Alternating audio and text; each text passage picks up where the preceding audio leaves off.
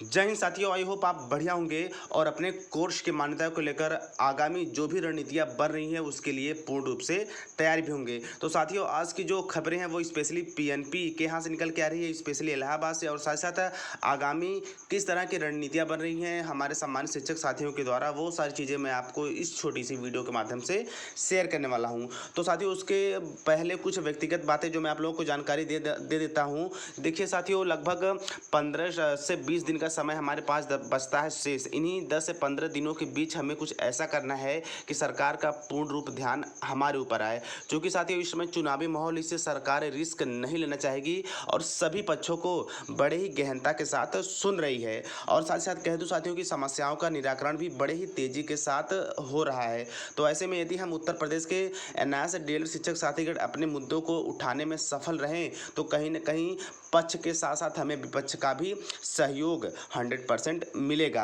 तो साथियों देखिए, सबसे पहले बात जो पीएनपी की हो रही थी साथियों कि वहाँ पे नए पीएनपी अधिकारी का आगमन हुआ है, यानी नए पीएनपी अधिकारी की पोस्टिंग हुई है। वो है श्री संजय कुमार उपाध्याय, जो कि पहले के जो अधिकारी थे उनकी पोस्टिंग हो चुकी है उच्च पद पे, तो उनके स्थान पे आए हैं श्री संजय कुमार उपाध्याय। और हमारे सम्मानित शिक्षक साथियों के द्वारा उनसे मुलाकात करने का समय भी बनाया जा रहा है कि नहीं, जो नए अधिकारी आए हैं उनसे से जल्द मुलाकात कर लिया जाए। देखिए साथियों, होता ये है कि जब नए अधिकारी आते हैं तो जो सुनवाई होती है उसके होने के चांसेस काफ़ी ज़्यादा होते हैं। वो बड़े ही प्रशंसता से अन्य लोगों से मुलाकात करते हैं। ऐसे में कहीं न कहीं हमारे जो सामान्य शिक्षक साथीगण हैं उनके द्वारा भी यह प्लान बनाया जा रहा है कि हमें जल्द से जल्द जो नए पीएनपी अधिकारी आए हैं श्री संजय कुमार उपाध्याय सर से मुलाकात करनी चाहिए। साथ ही साथ साथियों, आप लोग भी जिस भी तरह से अपने कोर्स की मान्यता के लिए जो भी करें बिल्कुल आप लोग करते रहिए। और साथ साथ कह दूँ साथियों कि आप लोग जो भी ट्विटर पे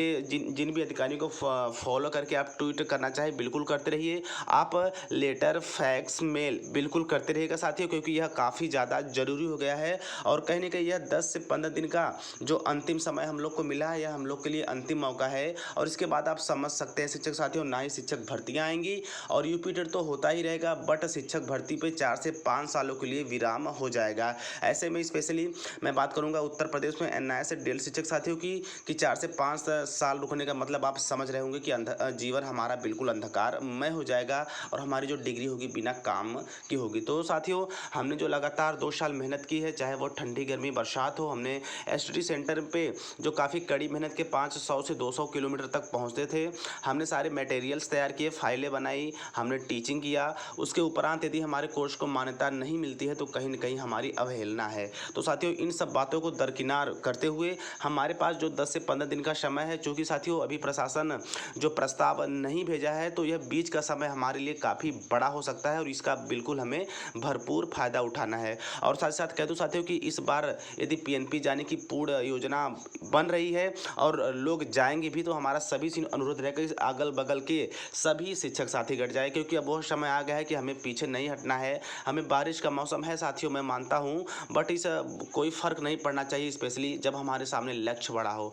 तो साथियों, मिशन को अब टारगेट यूपी टेट 2021 कर लीजिए, क्योंकि हम सभी शिक्षक साथी अब अपने मन में एक ही टारगेट रखिए कि हमें यूपी टेट 2021 में बैठना है। अब उसके लिए पीएनपी जाना पड़े, फैक्स ईमेल करना पड़े, स्पीड पोस्ट के माध्यम से अपनी बातों को मुख्यमंत्री हो, चाहे प्रधानमंत्री हो, चाहे पीएनपी अधिकारी हो और भी शिक्षा विभाग के आला अफसर हो, उनके यहाँ पहुँचाने का काम आप लगातार करते रहे। जी हाँ साथियों, लगातार करते रहे, रुकना नहीं है साथियों।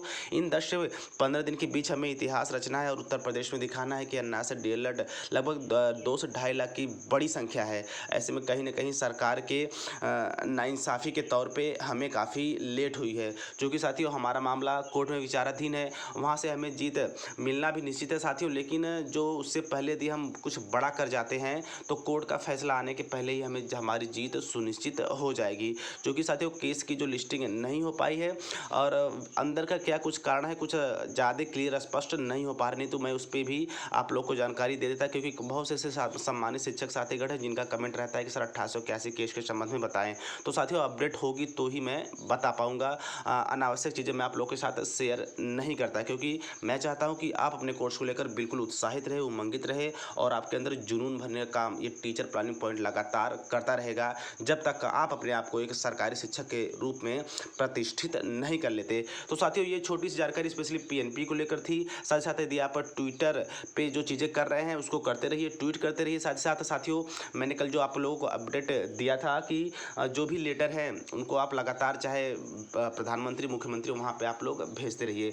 बाकी साथियों, और भी हमारे शिक्षक साथियों द्वारा चीज़ें बन रही हैं प्रत्यक्ष रूप से और प्रत्यक्ष रूप दोनों तरह की तैयारियों पे मजबूती के साथ काम किया जा रहा है साथियों। अब देखते हैं साथियों कि आगे जो भी रणनीति या प्लानिंग होगी वो मैं आप लोगों को बताता रहूँगा। और साथ ही साथ कह दूँ साथियों कि पीएनपी अधिकारी से मिलना काफ़ी ज़्यादा ज़रूरी भी हो गया है और सम्मानित शिक्षक साथियों के द्वारा मीटिंग भी चल रही है कि जल्द से जल्द उनसे मिल ले जाए। और उसके उपरांत साथियों, मीटिंग के उपरांत क्या कुछ होता है, साथ साथ और भी स्पेशली उत्तर प्रदेश में एनआईएस डीएलएड की मान्यता को लेकर सम्मानित शिक्षक साथी क्या कुछ नया करते हैं वो ससमय टीचर प्लानिंग पॉइंट चैनल के माध्यम से मिलता रहेगा। तो साथियों, बिल्कुल अपने कोर्स को लेकर अब सजग और सचेत बनिए। तो मिलते हैं नेक्स्ट वीडियो में नेक्स्ट इन्फॉर्मेशन के साथ। तब तक स्वस्थ, व्यस्त और मस्त रहिए। जय हिंद, वंदे मातरम।